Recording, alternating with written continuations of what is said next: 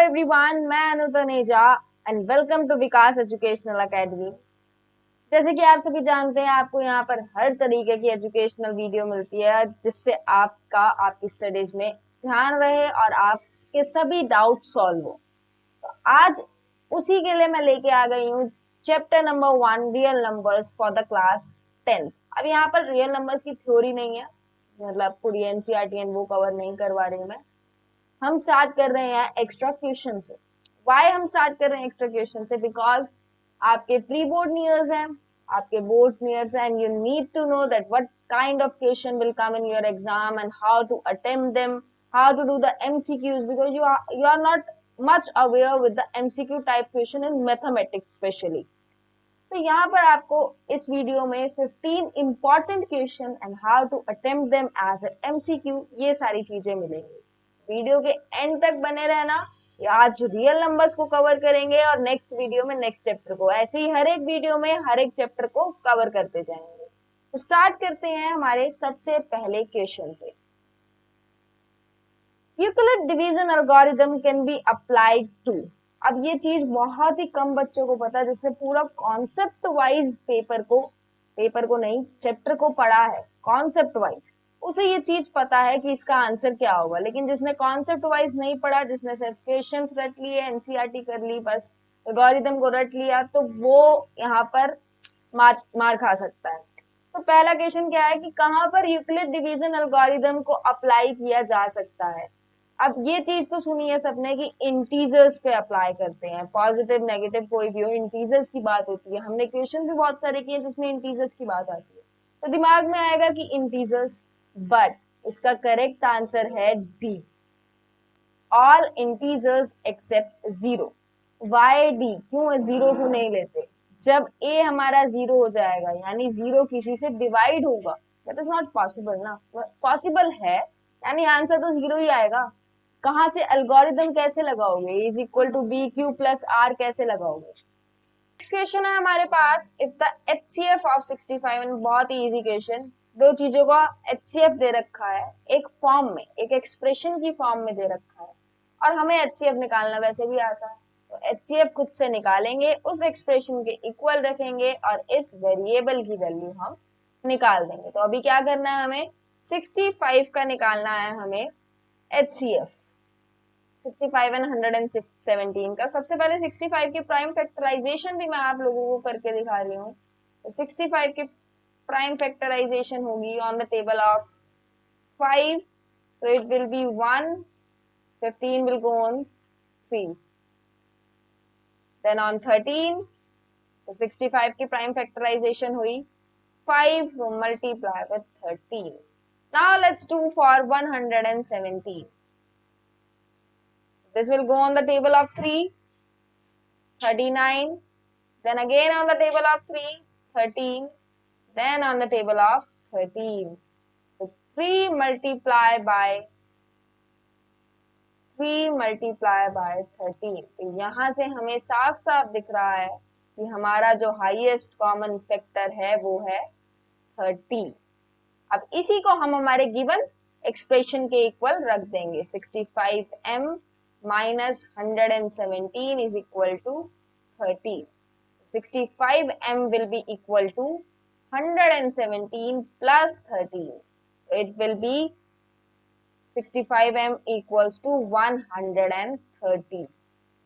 M will be equal to 130 divided with 65, and when we solve it, we got the value of m as 2.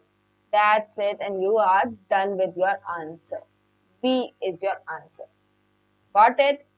तो कुछ भी नहीं है MCQs में भी, हमारे नॉर्मल क्वेश्चंस की तरह है, पर अच्छी बात है हमारे साथ सामने ऑप्शंस है। तो अगर हम मान लो कोई अलग सा ही आंसर आता है, होता ना कई बार, किसी दो इंटेलिजेंट बच्चे लड़ रहे होते हैं, मेरा आंसर 5 है, मेरा आंसर 5.5 है, और आपका आंसर आया होता है 525। तो ऐसा नहीं होगा आपके साथ। अब बाकी प्रिपेयर होके तो आप जाएंगे ही। चलिए चलते हैं आगे हमारे थर्ड क्वेश्चन पे। The least number that is divisible by all the numbers from 1 to 10 both inclusive is। एक चीज यहाँ पर मैं आपको उसको करना भी सिखाऊंगी और मैं आपको ये एडवाइस भी दूंगी कि ये चीज तो याद कर लो, आगे भी काम आएगी। एंड नॉर्मल सी बात है, एक छोटी सी चीज, 1 से 10 के बीच में ऐसे कौन से लीस्ट नंबर है, ऐसा कौन सा लीस्ट नंबर है जो 1 से लेकर 10 तक सभी नंबर से डिवाइड होता है। नॉलेजेबल चीज है, आगे काम आ सकती है। एंड सम IIT JEE और सम गवर्नमेंट पेपर्स, तो आप ये याद भी कर लो। और अभी मैं आपको निकालने का भी बता देती हूँ तरीका कैसे निकालना है। सिंपल सी चीज, लीस्ट नंबर क्या करेंगे आप, LCM निकालेंगे 1 से 10 तक सभी का।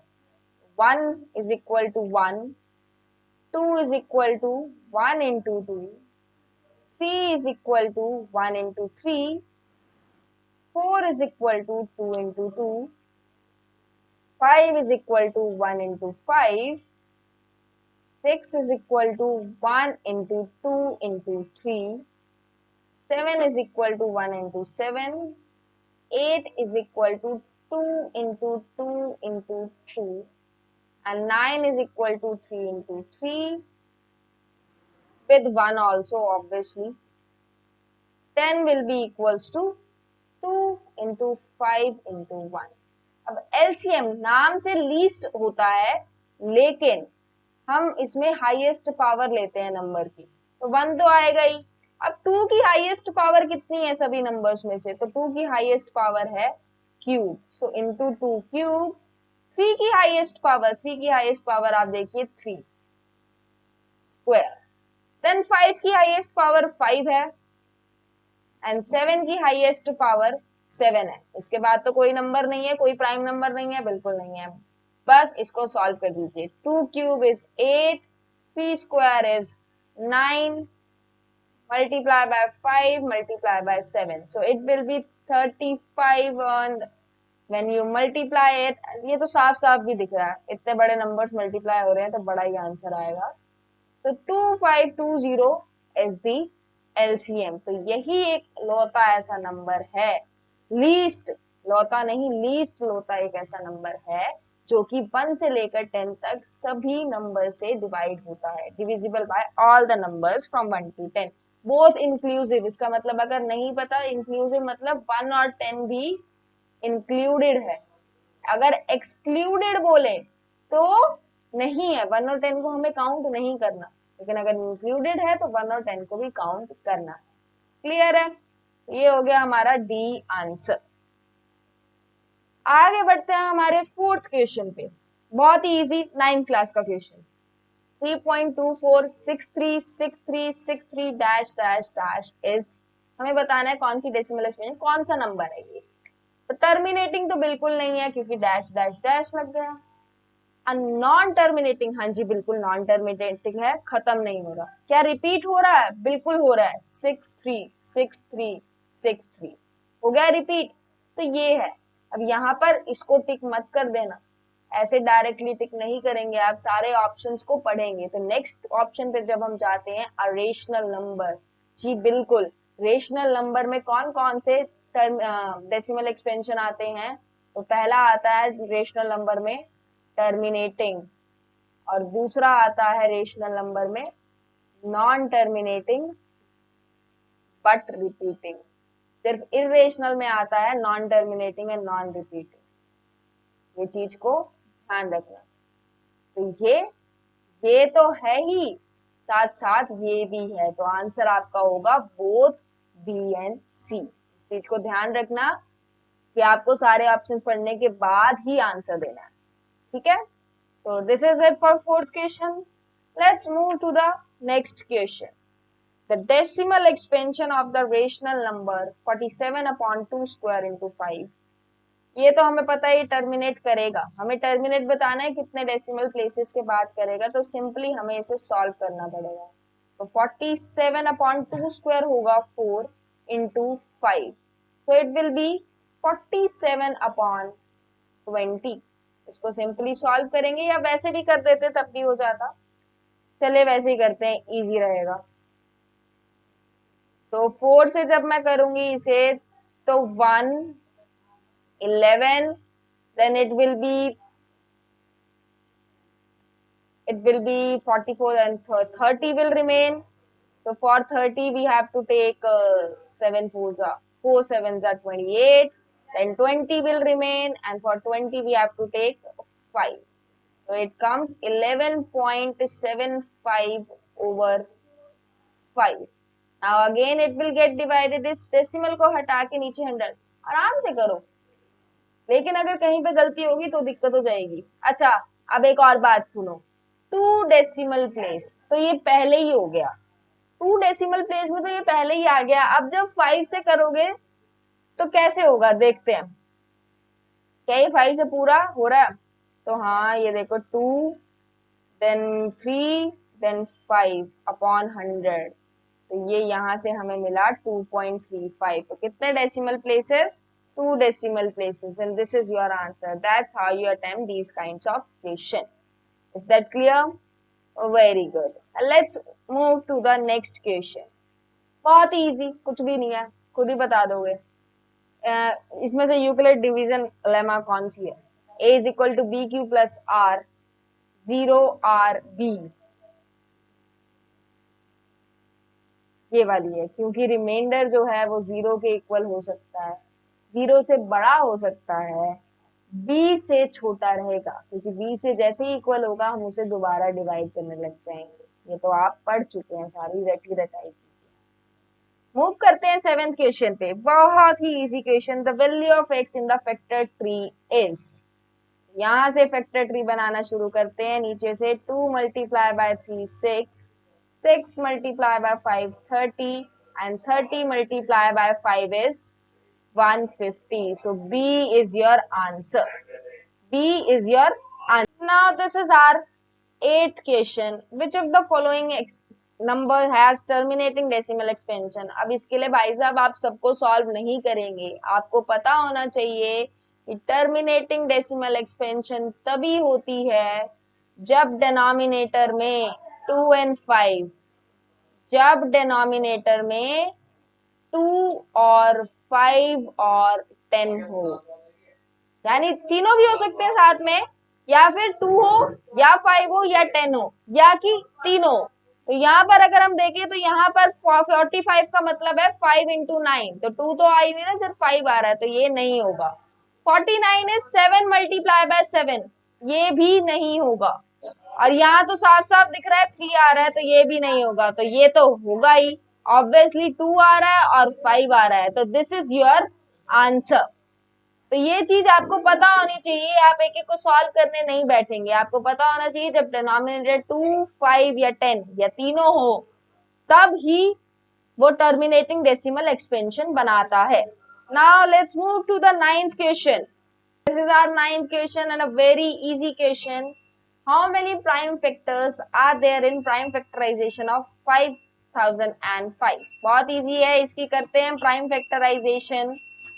So it will be on the table of 5, साफ साफ दिख रहा है 1001. Then it will go on the table of 7 and it will give us 143. Then on the table of 11 and will give us 13. Then of course on the table of 13, 13 ones are 13. So how many prime factorization? How many prime factors are there? 5 is a prime factor, 7 is a prime factor, 11 is a prime factor, 13 is a prime factor. So how many? 4. That's how you attempt the question. अब यहाँ पर LCM HCF नहीं बताना था, सिर्फ ये बताना था कि प्राइम फैक्टराइजेशन करते हुए कितने प्राइम फैक्टर्स आएंगे। Okay, alright, moving to the next question, 10th. If A and B are co-prime, then A square comma B square are. देखो बच्चों, ऐसा कभी भी क्वेश्चन आए जहां पर किसी दो चीजों के बारे में बात की हो और आगे उसके कुछ रिलेटेड पूछा हो रिलेशन में, तो क्या करो, एग्जाम्पल ले लो। A को मान लो 2, B को मान लो 3, क्या ये को प्राइम है? बिल्कुल है। तो A स्क्वायर क्या होगा? 4, B स्क्वायर क्या होगा? 9। तो ये तो को प्राइम थे, क्या ये को प्राइम है? को प्राइम है, बिल्कुल है। अब अगर हम बात करें, एक और एग्जांपल लेते हैं, 3 and 5. So A square will be 9 and B square will be 25. क्या ये भी को प्राइम है? बिल्कुल है। आप कोई भी केस उठा लो, आप 7 एंड 11 उठा लो, तो 7 का स्क्वायर 49, 11 का स्क्वायर 121, को प्राइम ही रहेंगे क्योंकि एक सिंपल सी बात सुनो, उसका स्क्वायर हो रहा है, वो जाएंगे तो उसी टेबल पे, और किसी टेबल पे थोड़ी चले जाएंगे।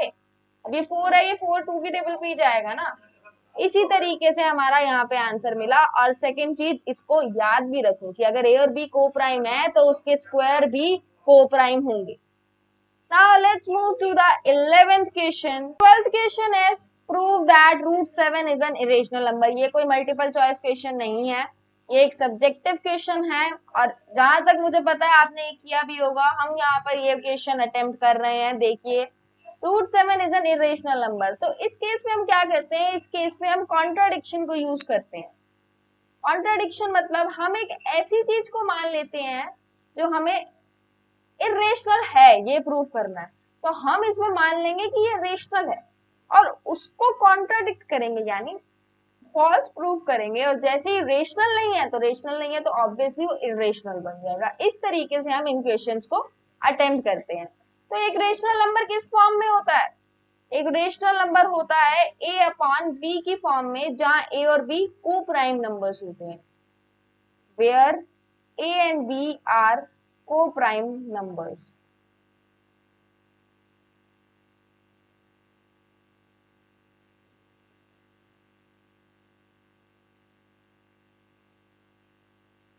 अगर अब यहां से देखें तो यहां पर हमें दिख रहा है, जब हम स्क्वायर करें इसका, स्क्वायरिंग ऑन बोथ साइड, पहला स्टेप हमारा क्या होगा, स्क्वायरिंग करना दोनों साइड्स पे। After squaring on this side we will get root 7 square is equal to 7, on the other side we will get a square upon b square. Now if we solve it and simplify it, we get 7b square is equal to a square.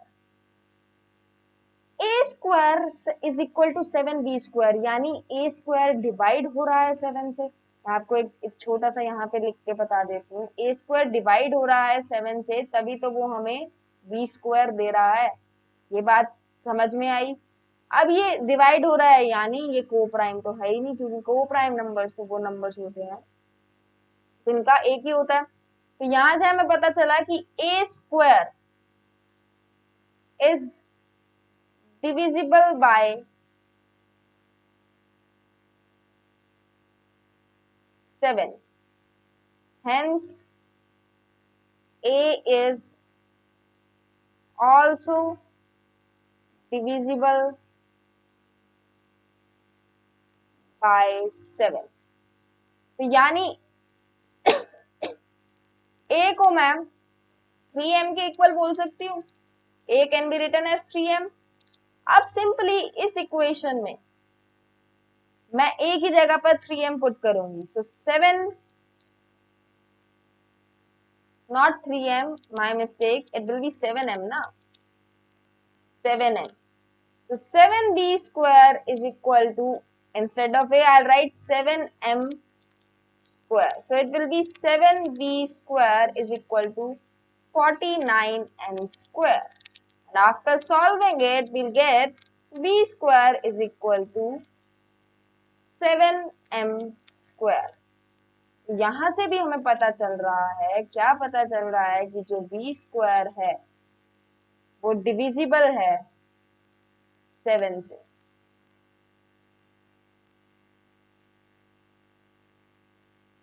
Now if b square is divisible by 7, so b is also divisible by 7.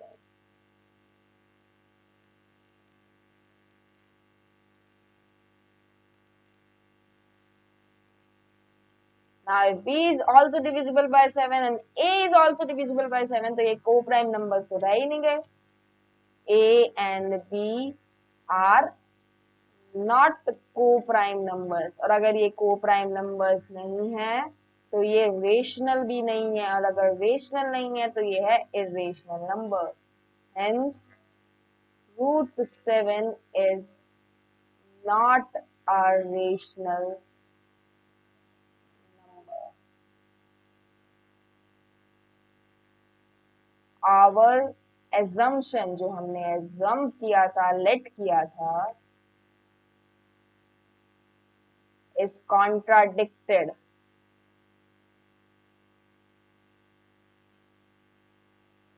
Hence, root 7 is irrational. And this is it. We proved it. इस तरीके से ये question होता है. I know you already know this but it is an important question जो मैंने यहाँ पर आपके लिए कवर किया है. इसको अगर आप नोट डाउन करना चाहते हैं, स्क्रीनशॉट लेना चाहते हैं, जल्दी से ले लीजिए, पोज कर दीजिए वीडियो को अगर नोट करना है तो. बढ़ते हैं आगे हमारे 13th क्वेश्चन पे. Given that HCF 2 means HCF is given as 2520, यानी दो नंबर्स हैं 2520 एंड 6800 जिसका HCF गिवन है 40 और LCM गिवन है 2520, 6800 का 252 इंटू के. नाउ यहां पर हमें हमारा एक बहुत ही खास रिलेशनशिप यूज करना है जो कि है HCF into LCM is equal to multiplication of those two numbers जो हमें दे रखे हैं. Multiplication of two numbers, multiplication of given numbers. क्या सो HCF क्या दे रखा है 40, LCM क्या है 252 इंटू के और हमारे नंबर्स क्या है 2520 मल्टीप्लाई विद 6800. यहां से की वैल्यू हमारे पास आएगी 2520 इंटू 6800 डिवाइडेड बाय 40 इंटू 252. मैं आपको कैलकुलेशंस भी करके दिखाऊंगी ताकि आपको पता रहे थे कैलकुलेशंस करनी कैसे हैं. तो यहाँ पे देखो सिंपली 10 आ रहा है, ये 0 कैंसिल बचा 6800 अपॉन 4. इसको जब हम सॉल्व करेंगे सिंपली 2 के टेबल पे ले जाओ ना, इजी रहेगा. ये हुआ 3400, तो जब हम 3400 को 2 से डिवाइड करेंगे 7000 and this is our answer. That's how we do this question. जब भी HCF LCM और कुछ निकालने के लिए दे रखा हो तो ये वाला रूल बहुत ही इंपॉर्टेंट है, ये यूज होगा. ठीक है, मूव करते हैं हमारे नेक्स्ट क्वेश्चन पे. Question number 14 NCERT question. Show that every positive even integer is in the form of 2q and every positive odd integer is of the form 2q plus 1 where q is a integer. Simple सी चीज क्या होता है इसमें, ये जो दे रखा है इससे हमें साफ साफ हमने हमारी वीडियो में भी कवर किया था. हमारा क्या होता है BQ प्लस R. ठीक है, तो यहां पर हमें साफ साफ पता चल रहा है A is equal to 2Q plus 1 की बात हो रही है. तो यहाँ पर जो हमारा B है वो साफ साफ पता चल रहा है कि B जो है हमारे पास है वो 2. अगर B 2 है तो हमारा R क्या हो सकता है, R या तो 0 हो सकता है या 1, यानी दो ही केस बनेंगे जिसमें एक में R 0 होगा और केस 2 जिसमें R होगा हमारे पास 1. तो केस 1 में क्या रहेगा हमारे पास A is equal to 2Q और केस 2 में रहेगा A is equal to 2Q plus 1. Now R equals to 0, A is equal to 2Q, R is equal to 1, A is equal to 2Q plus 1. यहाँ से अब even odd का निकालना है. तो ध्यान से देखो, एक नंबर अगर 2 से मल्टीप्लाई हो रहा है, एक नंबर अगर 2 से डिवाइड हो रहा है ना, यही हुआ ना, एक 2 फैक्टर है इसका, यानी ऑब्वियसली वो इवन नंबर है. और अगर 2Q प्लस 1 से हो रहा है तो और एक सिंपल सी चीज देखो, अगर मान लो ये A जो है वो 2 होता या A जो है वो 4 होता तो वो डायरेक्टली डिवाइड होता और हमें एक इंटीजर देता Q. लेकिन अगर 5 होता तो वो डिवाइड होके हमें देता 5/2, हमारा बनता 2 प्लस 1 यानी 1 हमारा रिमाइंडर बनता. इसी तरीके से होता.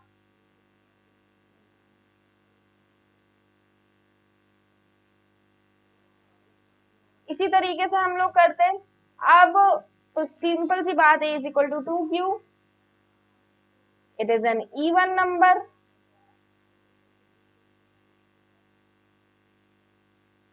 2q plus 1, it is an odd number. That's it. ठीक है, इसका पूरा कैसे लिखना है, क्या करना है, मैंने आपको ऑलरेडी वीडियो में बता रखा है। लेकिन अभी हम इसके इंपॉर्टेंट क्वेश्चन यानी इनके कॉन्सेप्ट समझ रहे हैं, तो कॉन्सेप्ट के लिए आपके लिए इतना ही काफी है लिखना।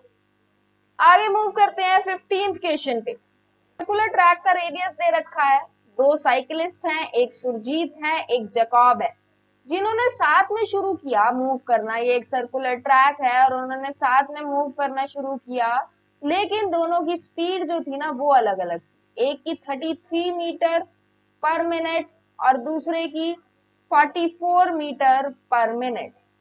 अब हमें क्या करना है, हमें बताना है कितने मिनट्स के बाद वो दोबारा मिलेंगे। अब ऐसा क्वेश्चन शायद आपने किया हो, लेकिन उसमें डायरेक्टली मिनट दे रखा होता था, टाइम दे रखा होता था, कितना टाइम लगा उन्हें पूरा सर्कल कवर करने में। लेकिन इस टाइम पर टाइम नहीं दे रखा और स्पीड दे रखी है, तो हमें क्या करना होगा, हमें पहले स्पीड निकालनी होगी इसकी।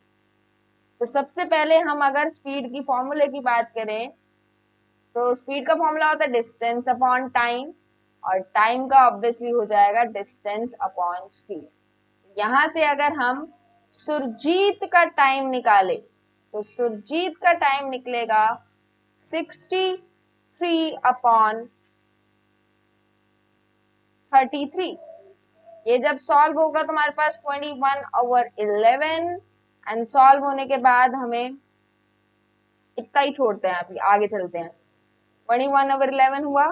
जैकब जैकब की जो स्पीड हो, टाइम होगा, जैकब का जो टाइम होगा वो होगा